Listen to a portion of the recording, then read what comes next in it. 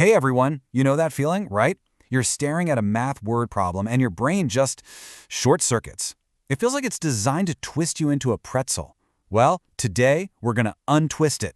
We're going to take one of those classic problems and show you a few different ways to crack it in just seconds. So, let's dive right in. What is this annoying problem we're going to tackle? It's the kind of question that looks pretty intimidating when you first see it, but I promise you, there's a super simple way to think about it. Okay, here it is. 12 bottles of water cost $3. So, how many can you get with $15? Just let that sit for a second. This is exactly the kind of thing that can make you freeze up on a test if you don't have a go-to strategy. Now, it looks complicated, but I promise you, we're going to make this easy. The secret is to not get lost in all the fractions and decimals. There's a much simpler way to see the answer almost instantly. Let's start with a really visual approach. All right, method number 1. We're going to call this thinking in simple bundles.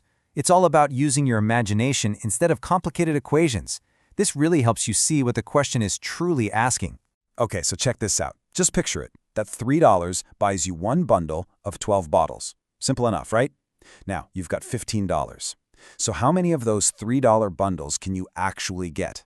Well, 15 divided by 3, that's 5. So you can afford 5 of these bundles.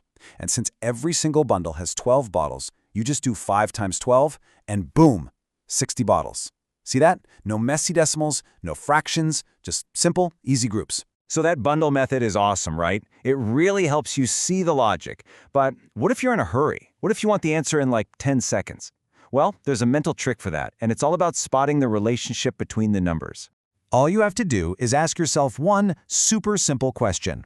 How much bigger is $15 than $3? That's it. That's the key that unlocks the whole thing. And the answer is 5, right? It's 5 times bigger. Your money has scaled up by a factor of 5. This one little number, this scaling factor, that is literally all you need to solve this whole problem in a snap. And this is where the magic of proportions comes in. It's just simple logic, really. If you're spending 5 times more money, well, you should expect to get 5 times more stuff, right? The relationship, the ratio, it has to stay the same. So, if your money went up by 5x, then the number of bottles you get has to go up by 5x too. You just take the original 12 bottles, multiply by that same magic number, 5, and what do you get? 60. You can do that whole thing in your head in seconds, seriously. Okay, so wait a minute. Are these two totally different methods? Nope, not at all. They're really just two ways of talking about the exact same idea. Thinking in bundles is just a nice visual way to picture it. The mental trick is just the math name for it. It's called scaling. But both roads lead to the same place. A 5x increase in cash means a 5x increase in bottles. All right, so you've got the answer twice now. You're probably feeling pretty good about it. But, maybe you're on a big test and you want to be absolutely 100% certain. That's where the classic double check comes in handy. Think of this as the just to be sure method. Now, this is probably what many of us learned back in school, the old unit price method. First, you figure out how much one single bottle costs. So you take $3 divided by 12 bottles and you get 25 cents per bottle. Then you see how many of those 25-cent bottles you can get for $15. 15 divided by 0.25 is 60. Again, so it works perfectly. But notice, it's got decimals, an extra step. It's great, but maybe best as a way to double-check our faster methods. And just like that, there you have it.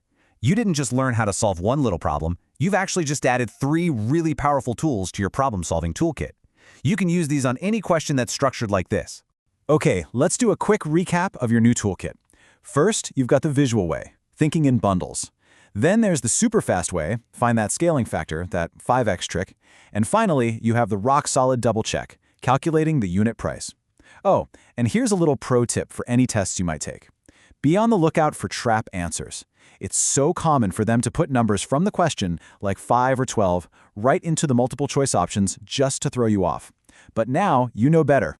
So you are now officially equipped to look at these kinds of problems not as a chore, but as a fun little puzzle that you know exactly how to solve. The next time you see one, you'll know what to do. Good luck with your next problem, and hey, ask any questions you have.